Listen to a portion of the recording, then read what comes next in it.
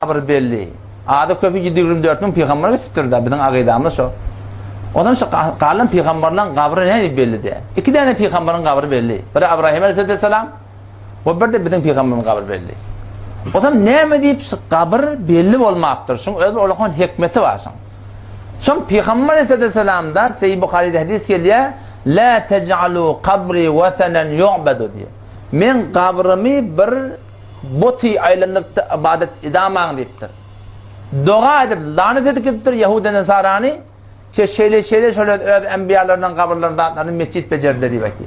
O zaman mudeş hemişe kabirden zattan şuna bir kabirdaşı biliyorum. Kabristan'a varmak neymi? Sünnet. Mustahab. Kabristan'a varmaktan maksat neymi? İki maksat var.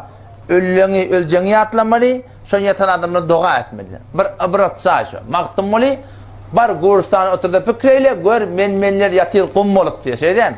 O zaman şu kabri şehette, bir dua etmeklik, yani Kur'an okumaklık, şunlarda hiç bir müşkül yok. Ama her vakit her zamanla, geçen zamanlarda da boluptur, o Peygamberimiz de şundan zahir görüntüsü oldu, korkuptu.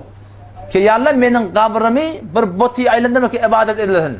Şu taydan tamam enbiyaların kabirlerinin hakkında Allah'ın hikmeti adilesi oluptur.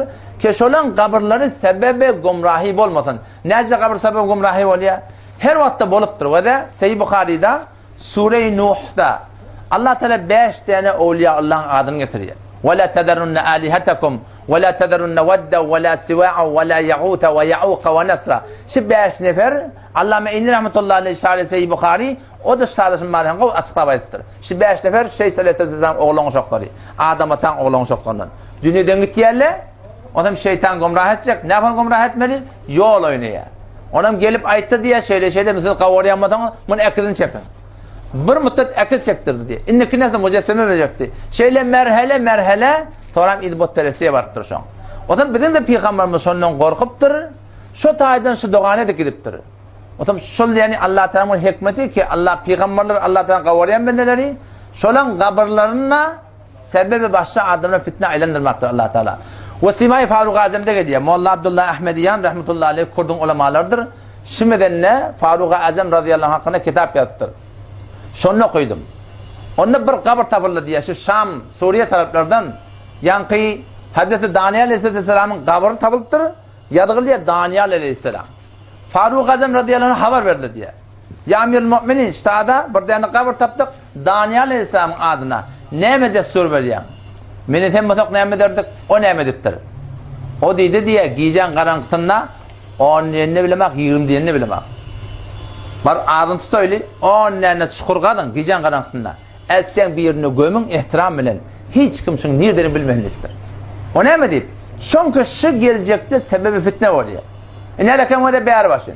Ol, yol matalyanın beğer başında Zekeriya Peygamber. Zekeriya Aleyhisselam'a o Beytül Mukaddes'in adamdır.